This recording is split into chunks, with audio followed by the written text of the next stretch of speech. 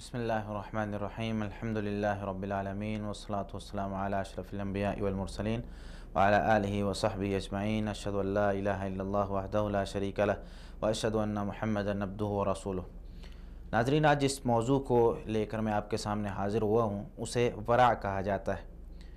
वरा तक़वा से एक ऊपर का लेवल है। यानी इस्लाम में कुछ लोग ऐसे होते हैं जो आम मुसलमान होते हैं, सिर्फ फ़र्ज़ी काम करते हैं, बुराइयों से रुकते हैं।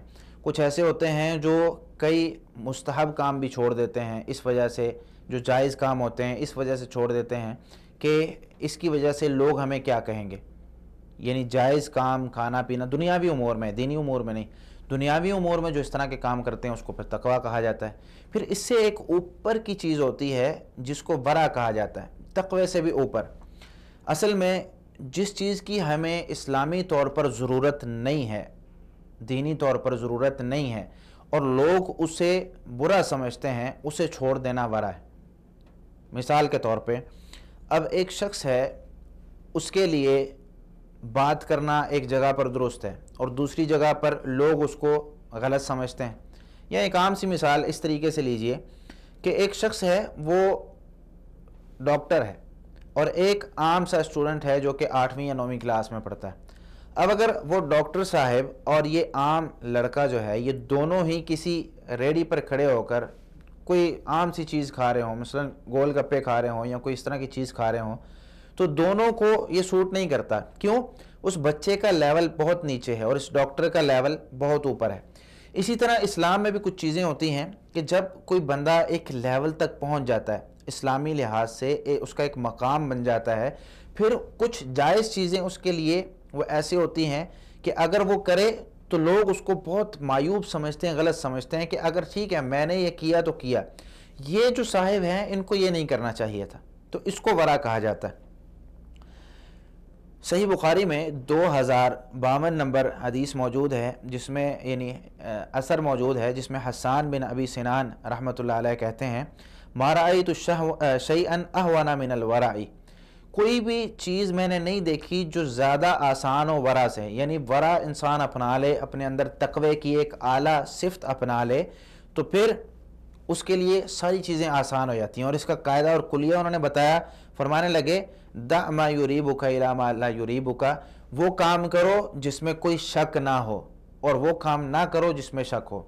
यानी शुबे वाली चीज़ों से बचना और ऐसी चीज़ या ऐसा काम करना जिसमें मुकम्मल तौर पर हमें यकीन है, वो काम करने का हुक्म दिया गया है। शरीयत इस्लामिया भी हमें इसी चीज़ का हुक्म देती है। मिसाल के तौर पर सही तरगीब व तरहीब में जिल्द 1 सफ़ा 137 पर हदीस मौजूद है। हुज़ैफ़ा बिन यमान रज़ी अल्लाह तआला अन्हु फरमाते हैं, रसूलुल्लाह सल्लल्लाहु अलैहि वसल्लम ने फरमाया, फ़ज़्लुल इल्मि खैरुम मिन फ़ज़्लिल इबादा, इल्म की फ़जीलत बहुत ही बेहतर है इबादत की फ़जीलत से। यानी इबादत और इल्म दोनों फ़जीलत वाले अमल हैं, लेकिन इल्म हासिल करना ये इबादत करने से ज़्यादा फ़जीलत वाला अमल है। क्यों? आप इबादत कर रहे हैं, आपको पता ही नहीं है इबादत कैसे करनी। आप इबादत कर रहे हैं, आपको पता ही नहीं, मिसाल के तौर पर नमाज़ पढ़ रहे हैं, आपको पता नहीं नमाज में रुकू किस तरह करना है, सजदा किस तरह करना है, तो यहाँ पहले आप उसका इल्म हासिल करेंगे। जब तक आप इल्म हासिल कर रहे हैं ये उस इबादत से बेहतर है। इल्म हासिल करते रहें, ये इबादत से बेहतर है। लेकिन इसका मतलब ये नहीं कि इबादत नहीं करनी, इल्म हासिल करें साथ फिर इबादत करें, तो उसका फिर जिसे कहते हैं कि 4 चांद लग जाते हैं, उस तरीके से फिर इबादत का अजर बनता है। आगे आप सल्लल्लाहु अलैहि वसल्लम ने इरशाद फरमाया, व खैरु दीनिकुमुल वराउ, और तुम्हारे दीन में से सबसे बेहतर दीन वो वरा है। यानी ऐसी चीज़ों को छोड़ दो जो तुम्हारे काम की नहीं है, जो तुम्हारे जहाँ तुम्हारा काम है वहाँ काम से काम रखो, जहाँ तुम्हारा काम नहीं है वहाँ छोड़ दो। नवास बिन समान रज़ी अल्लाह तआला अन्हु फरमाते हैं, सअलतु रसूलुल्लाह सल्लल्लाहु अलैहि वसल्लम अनिल बिर्रि वल इस्मि, मैंने रसूलुल्लाह सल्लल्लाहु अलैहि वसल्लम से गुनाह के बारे में और नेकी के बारे में सवाल किया कि गुनाह किसे कहते हैं, पहचानने का तरीका क्या है, नेकी किसे कहते हैं, पहचानने का तरीका क्या है, मुझे बता दीजिए। तो आप सल्लल्लाहु अलैहि वसल्लम फरमाया, अल बिर्रु हुस्नुल खुलुक़, नेकी अच्छा अखलाक है। अब आपको पता है अखलाक कितना वसी है कि इसमें अल्लाह रब्बुल आलमीन के साथ हमारा क्या ताल्लुक़ है, नबी करीम सल्लल्लाहु अलैहि वसल्लम के साथ हमारा क्या ताल्लुक़ है, सहाबाए किराम के साथ, आम लोगों के साथ, हमारे घर वालों के साथ। तो सबसे अच्छी नेकी अच्छा अखलाक है اور گناہ کے بارے میں آپ صلی اللہ علیہ وسلم نے خبر دیتے ہوئے فرمایا والاسم ما حاک فی صدرک وکرہت ان یطلع علیہ الناس، اور گناہ یہ ہے جو تیرے دل میں کھٹکے اور تجھے اس چیز سے گھن آئے یا تو اس چیز کو مکروہ سمجھے کہ کہیں لوگوں کو یہ پتہ نہ چل جائے۔ یعنی دو علامتیں آپ صلی اللہ علیہ وسلم نے گناہ کو پہچاننے کی بتائیں، ایک آپ کے دل میں وہ چیز کھٹکے، آپ کام کر رہے ہیں، مثال کے طور پر اب میں نماز پڑھنے جا رہا ہوں تو میں خوشی خوشی جاتا ہوں، میں لوگوں سے ڈرتا نہیں ہوں، لیکن جو شخص چوری کرنے کے لیے جا رہا ہے وہ ڈرتا ہے، چھپتا ہے کہ کہیں لوگوں کو پتہ نہ چل جائے، اس کا دل بھی دھڑک رہا ہوتا ہے، غلط کام کریں گے دل بھی دھڑک رہا ہوگا، چوری کریں گے جھوٹ بولیں گے دل دھڑک رہا ہوگا کہیں اس کو پتہ نہ چل جائے۔ تو وہی گناہ ہوتا ہے جہاں پر ہمارا دل اس طرح دھڑک رہا ہو اور لوگوں کے پتہ لگ جانے سے ہمیں خطرہ ہو کہ کہیں لوگوں کو پتہ نہ چل جائے، اسے گناہ کہتے ہیں۔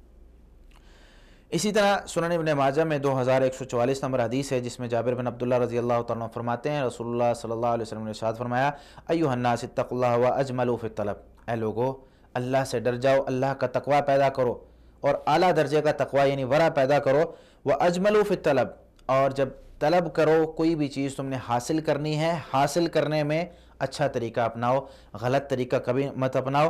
کیوں؟ فإن نفسا لن تموت حتى تستوفي رزقها، کیونکہ کوئی بھی جان اس وقت تک نہیں نکلتی جب تک اپنا پورا رزق کھا نہ لے۔ اگر ہمارے نصیب میں 4 لقمے ہیں تو وہ 4 لقمے ہم کھائیں گے، چاہے پوری دنیا ہمیں مارنے پر، ہمیں نقصان پہنچانے پر لگی رہے، جب تک ہمارے جسم میں جان ہے، ہمارے نصیب میں لکھا ہوا ہے کہ ہمیں یہ 4 لقمے ملنے ہیں، اس سے پہلے ہمیں کوئی دنیا کی طاقت مار نہیں سکتی جب تک ہم اپنا رزق پورا نہ کر لیں۔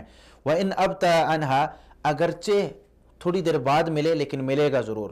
اس وجہ سے اچھے طریقے سے کوئی بھی چیز طلب کرو، حرام، سود، جھوٹ سے، لوگوں کو قتل کر کے، لوگوں کی زمینوں پر قبضے کر کے اس طریقے سے حاصل نہ کرو، اچھے طریقے سے حلال کمائی حاصل کرو، تمہیں تمہارا حصہ ملنا ہی ملنا ہے، جو مرضی کر لو۔ فاتقوا اللہ واجملوا فی الطلب خذوا ما حل ودعوا ما حرم، پھر آپ صلی اللہ علیہ وسلم فرمایا لوگو اللہ سے ڈر جاؤ، واجملوا فی الطلب، اور طلب کرنے میں، حاصل کرنے میں اچھا طریقہ اپناؤ، اور آگے آپ صلی اللہ علیہ وسلم نے حکم دیا خذوا ما حل ودعوا ما حرم، اور جو تمہارے لیے حلال ہے اس کو لے لو اور جو حرام ہے اس کو چھوڑ دو۔ اسی طرح صحیح بخاری میں 3472 نمبر حدیث ہے جس میں سیدنا ابو ہریرہ رضی اللہ تعالیٰ عنہ فرماتے ہیں نبی کریم صلی اللہ علیہ وسلم نے فرمایا ایک آدمی، یعنی 2 آدمیوں کا قصہ آپ صلی اللہ علیہ وسلم نے ارشاد فرمایا کہ ایک آدمی تھا، اس نے کسی کو اپنی زمین بیچ دی۔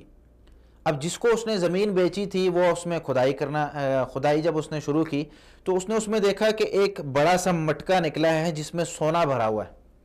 اب یہ آدمی سونے کا وہ مٹکا لیے اس آدمی کے پاس پہنچ گیا جس سے اس نے وہ زمین خریدی تھی، کہنے لگا بھائی میں نے فلاں وقت میں آپ سے زمین خریدی تھی، میں اس کی کاشت کر رہا ہوں، اس کو کھود رہا ہوں، تو یہ مٹکا اس کے اندر سے نکلا ہے، یہ مٹکا آپ رکھ لیں۔ وہ کہنے لگا بھائی میں نے زمین بیچ دی آپ کو، زمین میں جو کچھ تھا سب کچھ بیچ دیا، یہ سونے کا بھرا ہوا مٹکا میرا نہیں ہے۔ وہ کہنے لگا بھائی میں نے صرف زمین خریدی تھی، سونے کے مٹکے کے ساتھ میرا کوئی تعلق نہیں، اب اندر سے کوئی اور چیز نکل آئی ہے تو وہ آپ کی۔ دیکھیں ایمان چیک کریں، ان کا حاصل کرنے کا طریقہ کار۔ ایک شخص کہہ رہا ہے کہ یہ سونے کا مٹکا میں نے نہیں لینا، دوسرا کہہ رہا ہے میں نے نہیں لینا۔ آج ہمارے دور میں ایک کہتا ہے میرا ہے، دوسرا کہتا ہے میرا ہے، تیسرا کہتا ہے میرا ہے، یعنی جتنی چھوٹی سی چیز بھی ہو اس کو لینے والے ہزاروں کھڑے ہو جاتے ہیں۔ وہاں یہ لوگ کہہ رہے ہیں کہ بھئی میرا نہیں ہے، حالانکہ اصولی طور پر بنتا کس کا ہے؟ جس کی زمین سے نکلا ہے۔ اب جس کے پاس زمین ہے وہ کہہ رہا بھئی میں نے نہیں لینا، وہ کہہ رہا بھئی میں نے بیچ دی زمین، سب کچھ تمہارا ہے۔ اب فیصلہ جھگڑا ہوا، فیصلہ ایک تیسرے آدمی کے پاس گیا، وہ آدمی بھی نیک تھا، اللہ کا ولی تھا۔ اس نے فیصلہ کیسے کیا؟ پوچھنے لگا ایک آدمی سے، یعنی پہلے سے، کہ تمہارے کوئی اولاد ہے؟ وہ کہنے لگا جی ہاں میرا بیٹا ہے۔ دوسرے سے پوچھا تمہاری کوئی اولاد ہے؟ کہنے لگا میری بیٹی ہے۔ تو کہنے لگا کہ دونوں کا آپس میں رشتہ کروا دو، دونوں کی شادی کروا دو اور یہ مال اس پر خرچ کر دو۔ تو انہوں نے ایسی کیا کہ دونوں کی شادی کروائی اور وہ مال اس پر خرچ کر دیا۔ یہ تھا ایمان، یہ تھا ورع، یہ تھا ڈر جو اللہ رب العالمین کا دل میں پیدا ہوتا تھا، اور جس کی وجہ سے لوگ وہ ترقی یافتہ تھے دنیا میں بھی، اور ان کا تذکرہ کتابوں میں اچھے الفاظ کے ساتھ ملتا ہے۔ ہماری طرح نہیں، ہمارے معاشرے میں جس طرح کے کئی لوگ اس طرح ہوتے ہیں کہ وہ لوگ دوسروں کا مال کھانے کے لیے جھوٹ بھی بولتے ہیں، دوسروں کا مال کھانے کے لیے، حتیٰ کہ تکلیف پہنچانی پڑے، کسی کو قتل کرنا پڑے۔ آج وراثتوں کے لیے ہمارے بھائی بھائی کو قتل کر رہے ہیں، آج چھوٹا سا ایک لقمہ حاصل کرنے کے لیے ہم ایک دوسرے کو مار رہے ہیں، قتل کر رہے ہیں، ایک دوسرے کی جائیداد، ایک دوسرے کی زمینیں، یہ کہاں لے کر جانی؟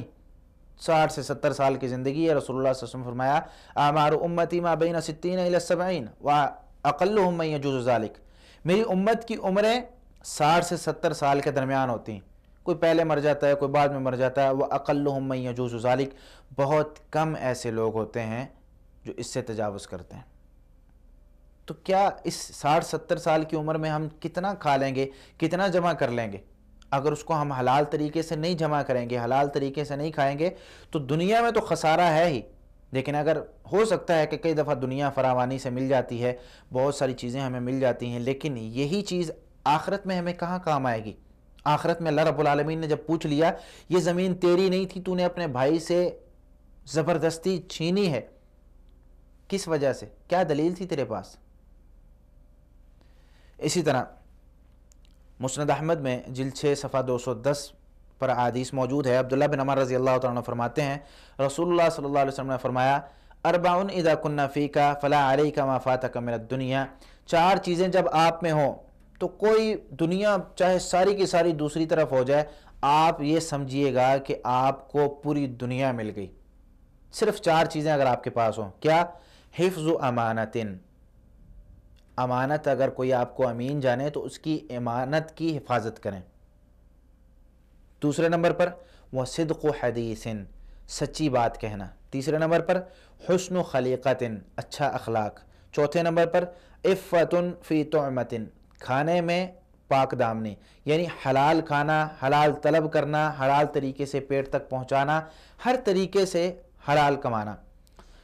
اب یہ 4 چیزیں ہیں، امانت کی حفاظت کرنا، سچی بات کہنا، حسن اخلاق کہنا، اور کھانے میں پاک دامنی، عفت اختیار کرنا۔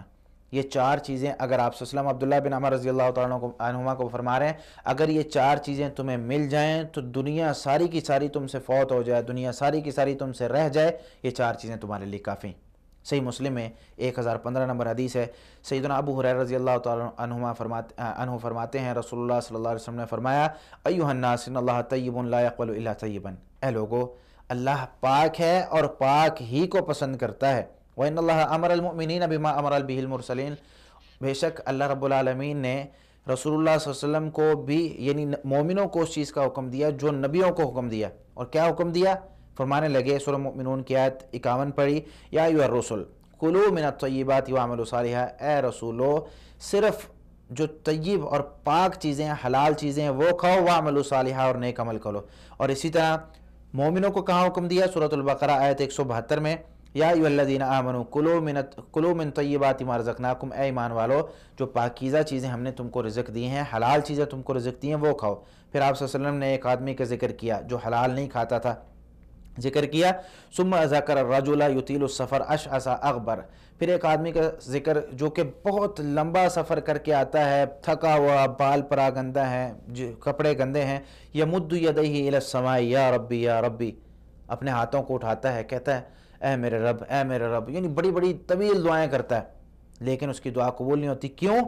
مطعمہ حرام مشربہ حرام ملبسہ حرام وغذی بالحرام، آپ صلی اللہ علیہ وسلم نے ارشاد فرمایا کہ اس بندے کا کھانا بھی حرام کا ہوتا ہے، پینا بھی حرام کا ہوتا ہے، لباس بھی حرام کا پہنا ہوا ہے، غذا بھی حرام کی ملی ہوئی ہے، فأنی یستجاب لذلک، اس کی دعا کیسے قبول ہو؟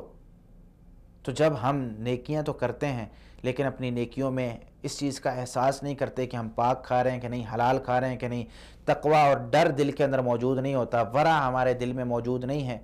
آج عام سا ایک تقوی والا بندہ نہیں ملتا، ورع تو بہت دور کی بات ہے۔ تو یہ ورع اپنے اندر پیدا کریں جو صحابہ کرام، نبی کریم صلی اللہ علیہ وسلم اور ان لوگوں کے اندر تھی جن کا تذکرہ رسول اللہ صلی اللہ علیہ وسلم کیا کرتے تھے۔ تو اللہ رب العالمین ہمیں تقویٰ سے بھی بڑھ کر یہ ورع اپنانے کی توفیق عطا فرمائے۔ اللہ رب العالمین ہم سے راضی ہو، اللہ رب العالمین ہمیں صحیح معنوں میں اسلام کو سمجھ کر عمل کرنے کی توفیق عطا فرمائے۔ وما علیہ الا البلاغ المبین۔ جزاکم اللہ خیرا۔ السلام علیکم ورحمۃ اللہ وبرکاتہ۔